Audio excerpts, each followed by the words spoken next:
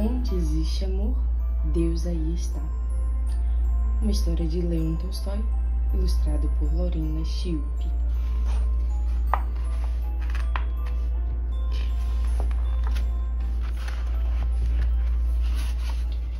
Vivia na cidade Martin Avedite, o sapateiro.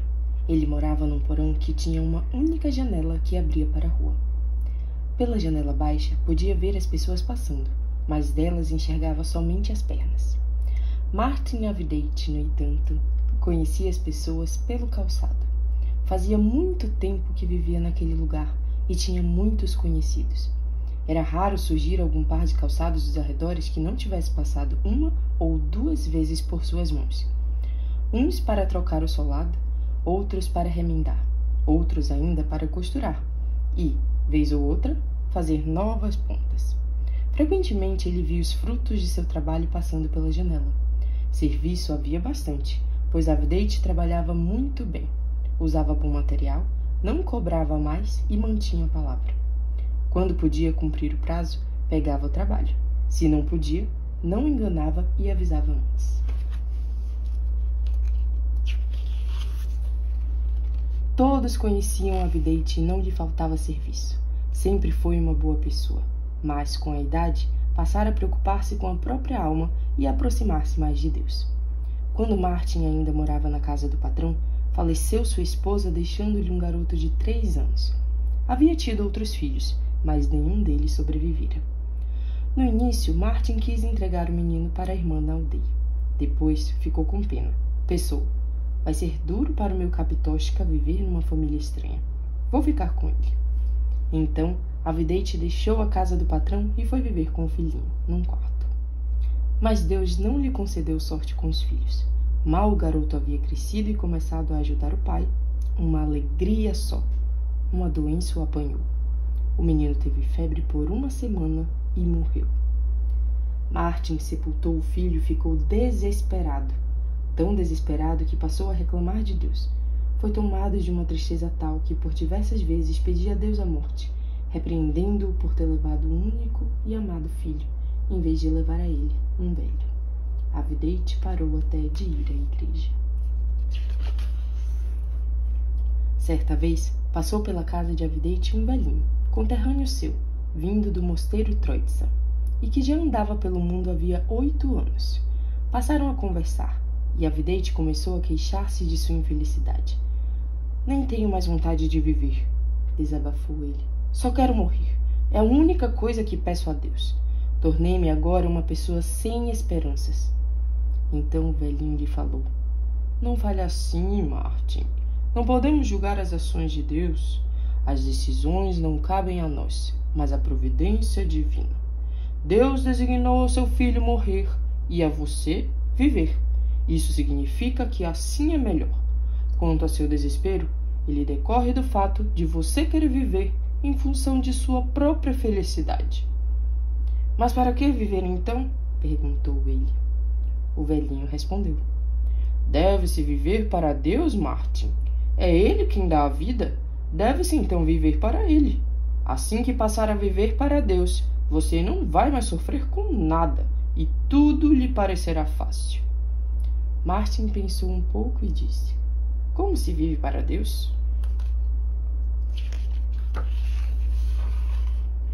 Então o velhinho disse: Cristo nos ensinou como viver para Deus. Você sabe ler? Cumpre um evangelho, leia e saberá como viver para Deus. Está tudo indicado lá. Essas palavras calaram fundo no coração de Avedite. No mesmo dia, ele comprou um Novo Testamento impresso com letras grandes e começou a ler. Avedite pretendia ler somente nos feriados, mas assim que começou, sentiu-se tão bem espiritualmente que passou a fazê-lo todos os dias. Chegava a ler durante tanto tempo que a querosene do lampião acabava e ele não conseguia largar o livro. Assim, Avedite passou a ler todas as noites. Quanto mais lia, mais entendia o que Deus desejava dele e como se devia viver para Deus. E o seu coração foi se tornando cada vez mais leve. Antigamente, ao deitar-se para dormir, ele chorava e gemia lembrando-se de Capitosca, mas agora somente dizia: Glória, glória a ti, Senhor. Seja feita a tua vontade. A partir daí, a vida de Avidete mudou. Antes, nos dias festivos, ele ia à taverna para tomar chá e não rejeitava uma vodka. Acontecia de beber com algum conhecido e, mesmo sem embebedar-se, saía da taverna meio alegre falando bobagens, criticando ou condenando alguém. Agora já não mais fazia isso. Sua vida tornou-se pacífica e feliz. Pela manhã, sentava-se para trabalhar e cumpria o seu horário. No final do dia, tirava o lampião do gancho, colocava-o na mesa, pegava o livro da estante, abria-o e sentava-se para ler. Quanto mais lia, mais entendia, e em seu coração tudo se tornava claro e alegre.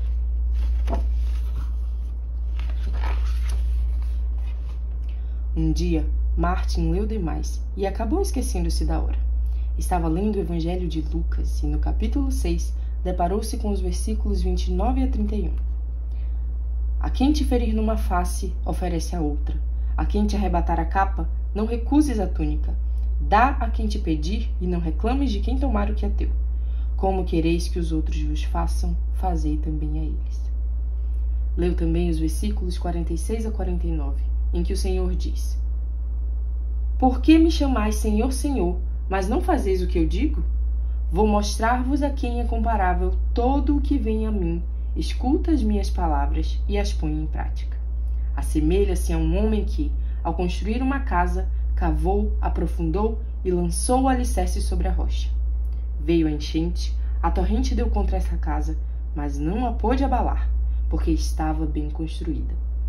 Aquele, porém, que escutou e não pôs em prática, é semelhante a um homem que construiu sua casa ao rés do chão, sem alicerce. A torrente deu contra ela e imediatamente desabou, e foi grande a sua ruína. Avidete leu essas palavras e sentiu alegria na alma. Tirou os óculos, colocou-os sobre o livro, debruçou-se sobre a mesa e pôs-se a refletir.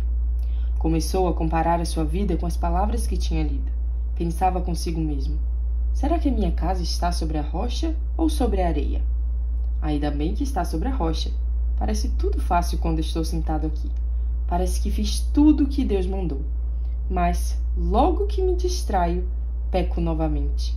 Apesar disso, vou continuar tentando, porque é muito bom. Ajuda-me, Senhor. Pensando assim, quis ir deitar-se, mas não conseguia parar de ler. Avançou também no 7º capítulo. Leu sobre o centurião, sobre o filho da viúva, sobre a resposta aos discípulos de João Batista. Chegou à parte em que o rico fariseu convidou Jesus para ir à sua casa e leu sobre a mulher pecadora que lhe ungiu os pés, regando-os com as próprias lágrimas, e como ele a perdoou. Daí chegou até o versículo 44. E voltando-se para a mulher, disse a Simão: Vês esta mulher? Entrei em tua casa e não me derramaste água nos pés. Ela, ao contrário, regou-me os pés com lágrimas e enxugou-os com os cabelos. Não me deste um ósculo. Ela, porém, desde que eu entrei, não parou de cobrir-me os pés de beijos. Não me derramaste óleo na cabeça. Ela, ao invés, ungiu-me os pés com perfume. Ele leu esses versos e pensou: não deu água para os pés, não osculou, não ungiu a cabeça com óleo. Avidete novamente tirou os óculos, colocou-os sobre o livro e pensou de novo. Pelo jeito, o fariseu era como eu, que também só pensava em mim mesmo. Tomava o meu chá num cantinho quente e aconchegante, sem preocupar-me com o convidado. Só me lembrava de mim e esquecia-me do convidado. E quem era o convidado do fariseu? O próprio Senhor. Se ele viesse me visitar, será que eu agiria assim? Avidete, debruçado sobre a mesa, nem percebeu quando adormeceu. Martin! Ouviu de repente alguém soprar em seu ouvido. Martin alvoroçou-se meio zonzo de sono. Quem está aí? Voltou-se e olhou para a porta. Não havia ninguém. Adormeceu novamente.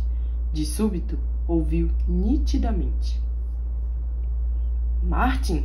Olá, Martin! Amanhã fica olhando para a rua que eu vou chegar. Martin despertou. Levantou-se da cadeira, e começou a esfregar os olhos. Não conseguia entender se ouvira aquelas palavras em sonho ou na realidade. Apagou o lampião e foi dormir. A vidente levantou-se antes do amanhecer.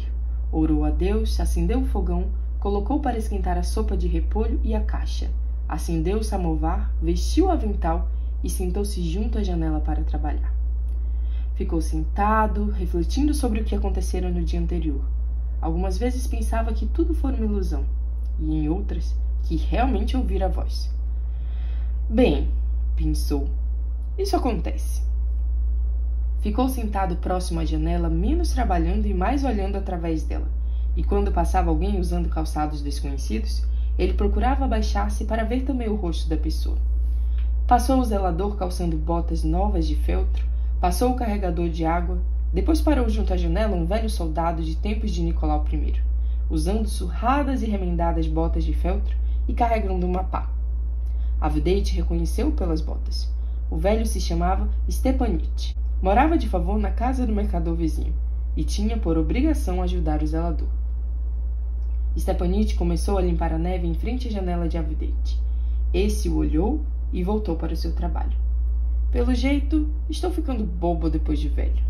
Riu por dentro Avidente. Stepanit chega para limpar a neve e eu pensando que Cristo veio me visitar. Sou mesmo um velho caduco. Depois de dar uns 10 pontos no couro, a vidente sentiu novamente a vontade de olhar pela janela. Olhou e viu que Stepanit encostara a pá na parede e estava parado, aquecendo-se ou descansando. Era um homem velho, alquebrado e não tinha forças suficientes para tirar a neve. A vidente pensou, por que não convidá-lo para tomar um chá? Aliás, o samovar já estava fervendo. A vidente espetou o furador no couro, levantou-se, pôs o samovar sobre a mesa, despejou nele o chá e bateu com o dedo no vidro da janela. Stepanit voltou-se e aproximou-se da janela. A vidente acenou-lhe e foi abrir a porta. Entre, aqueça-se um pouco, disse ele. Você deve estar congelado?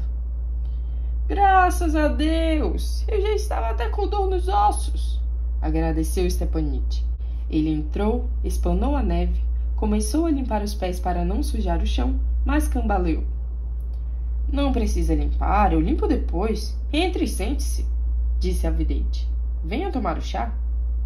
Então, a vidente encheu 2 copos, serviu um ao visitante e começou a soprar o seu chá para esfriar.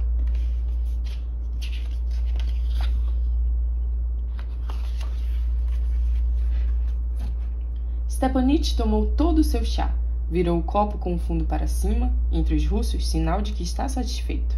Colocou sobre ele o resto de pão e começou a agradecer. Mas percebia-se que queria mais. Coma mais, insistiu a vidente, e encheu mais um copo para si e para o convidado. A vidente bebia o chá e de vez em quando olhava para a rua. Está esperando alguém? Perguntou o convidado. Se espera alguém? Tenho até vergonha de contar. Não sei bem se espero ou não, mas estou com umas palavras ardendo no coração. Não sei se aquilo foi uma visão. Aconteceu, meu irmão, o seguinte. Eu estava lendo sobre Cristo no Evangelho. Quanto ele sofreu, como andava aqui na terra. Já ouviu falar disso? Ouvi, respondeu Stepanit. Mas eu sou simples e não sei ler. Pois bem, eu estava lendo sobre como ele andou pela terra. Cheguei ao trecho em que ele foi visitar um fariseu, mas este não se havia preparado para recebê-lo. Pois é, irmãozinho, estava ontem lendo isso e pensava em como o fariseu deixou de prestar honras ao Cristo nosso Senhor. Se, por exemplo, fosse eu ou algum outro, faria de tudo para tentar recebê-lo bem. Mas aquele nem lhe fez uma recepção digna. Fiquei pensando nisso e acabei adormecendo. Adormeci, irmãozinho, e percebi alguém me chamar pelo nome. Abri os olhos e ouvi uma voz sussurrando. Aguarda que amanhã vou visitar-te. E aconteceu 2 vezes a mesma coisa. Isso, acredite se quiser, ficou na minha cabeça. Por isso estou aqui, envergonhado, mas aguardando a visita do Senhor. Stepanit balançou a cabeça e nada disse. Acabou de beber o seu chá e colocou o copo de boca para baixo. Mas a vidente levantou e encheu-o novamente. Coma quanto quiser. Também penso que, quando ele andava aqui na terra, não desprezava ninguém e vivia rodeado de gente humilde. Visitava casas de gente simples, acolhia seus apóstolos entre tipos como nós, trabalhadores e pecadores. Ele dizia: quem se exalta será humilhado, e quem se humilha será exaltado. Dizia também: vós me chamais de Senhor, mas eu vos lavei os pés. Avisava: aquele que quiser ser o primeiro dentre vós, seja o servo de todos. Isso porque, como ele falava, são bem-aventurados os miseráveis, os humildes, os submissos e benevolentes. Stepanite, homem velho e sentimental, esqueceu o chá. Ficou sentado lá, ouvindo, com as lágrimas escorrendo pelo rosto. Coma mais, disse a vidente. Mas Stepanite agradeceu, afastou o copo e levantou-se dizendo: obrigado, Martin a vidente. Você saciou o corpo e a alma.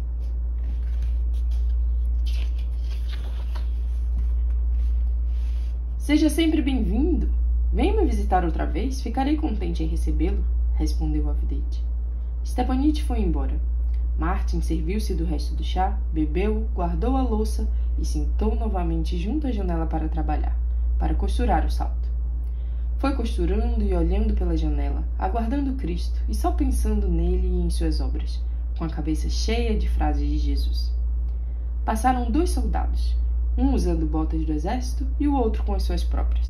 A seguir vieram o dono da casa vizinha de galochas engraxadas e o padeiro com uma cesta. Todos foram adiante.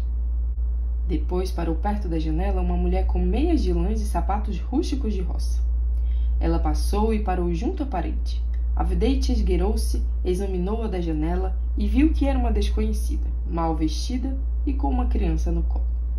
Ela estava parada perto da parede, de costas para o vento, tentando proteger e enrolar o bebê na roupa, mas não tinha em que envolvê-lo. O traje da mulher, próprio para o verão, estava muito gasto. A vidente ouviu pela janela o choro da criança e a mulher procurando acalmá-la, sem conseguir, porém. Ele, então, levantou-se, saiu pela porta para a escada e chamou: Moça! Olá, moça! A mulher ouviu e voltou-se para ele. O que está fazendo parada com a criança neste frio? Entre aqui no porão. Aqui está quente e poderá cuidar melhor dela. Venha por aqui. A mulher surpreendeu-se. Viu um velho de avental, óculos no nariz, chamando-a. Ela o seguiu. Desceram pela escada, entraram no porão e o velho mostrou-lhe a cama. Por aqui, moça, indicou. Sente-se aqui mais perto do fogão. Você vai se aquecer e poderá amamentar. Não tenho mais leite no peito. Eu não comi nada desde de manhã, contou a mulher, mesmo assim oferecendo o peito à criança. A vidente balançou a cabeça, pegou o pão e uma tigela, destampou uma panela sobre o fogão e encheu a tigela com a sopa de repolho. Retirou do forno a panela com a caixa, mas ainda não estava bem cozida. Serviu então somente a sopa de repolho e o pão. Tirou do gancho a toalha e estendeu-a sobre a mesa. Sente-se e coma, moça, disse ele, enquanto cuido do bebê. Já tive crianças e sei como cuidar delas. A mulher fez o sinal da cruz, sentou-se à mesa e começou a comer, enquanto a vidente acomodou-se na cama com a criança. Ele começou a estalar os lábios para o bebê, mas sem os dentes isso era muito difícil. O bebê continuava a chorar. A vidente, então, passou a distraí-lo com o dedo. Ameaçava encostar o dedo direito na boquinha do bebê e o retirava rapidamente. Não deixava o bebê colocá-lo na boca, porque o dedo estava preto, sujo de graxa. O bebê começou a olhar para o dedo, parou de chorar e depois até riu. A vidente também ficou contente. Enquanto isso, a mulher comia e contava quem era ela e para onde ia. Eu sou mulher de soldado. Há 8 meses meu marido foi mandado para longe e não tenho notícias dele. Eu trabalhava como cozinheiro. Quando tive a criança, despediram-me. Já faz 3 meses que procuro algum emprego. Para poder comer, vendi a roupa que tinha. Quis cerama de leite, mas não me aceitaram, dizendo que era magra.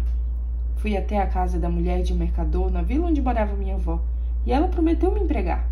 Eu pensei que fosse naquele momento, mas ela mandou passar na próxima semana. Além disso, mora longe. Eu me cansei e meu adorado filho está morrendo de fome. Fico grata ao senhorio que tem pena e nos deixa ficar no quarto de graça. Senão, não saberia como sobreviver. A vidente suspirou e disse: Não tem mais roupa quente? Não sobrou nenhuma. Ontem vendi o último chale por uma moeda de 2 grivens. A mulher foi até a cama e pegou a criança, enquanto a vidente levantou-se. Foi até o outro lado da divisória do quarto, vasculhou por lá e trouxe um casaco surrado, pregueado na cintura. Tome, disse ele.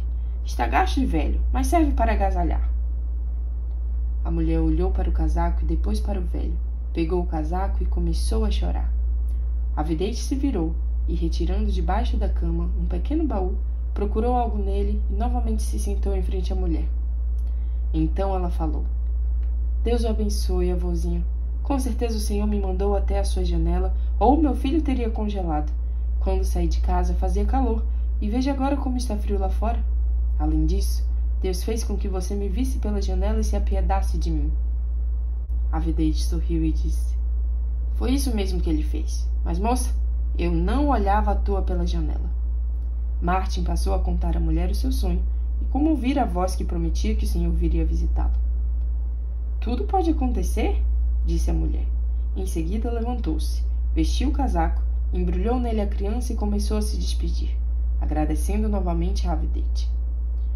Pelo amor de Cristo, disse ele, estendendo-lhe uma moeda de 2 grivens, recupere o chale. A mulher fez o sinal da cruz. A vidente fez o sinal da cruz também e acompanhou-a até a saída. Ela foi embora. A vidente tomou a sopa, arrumou tudo e sentou-se novamente para trabalhar. Continuou trabalhando, mas de olho na janela. Assim que passava uma sombra, ele imediatamente ia ver quem era. Passaram conhecidos, passaram estranhos, e não acontecia nada de especial.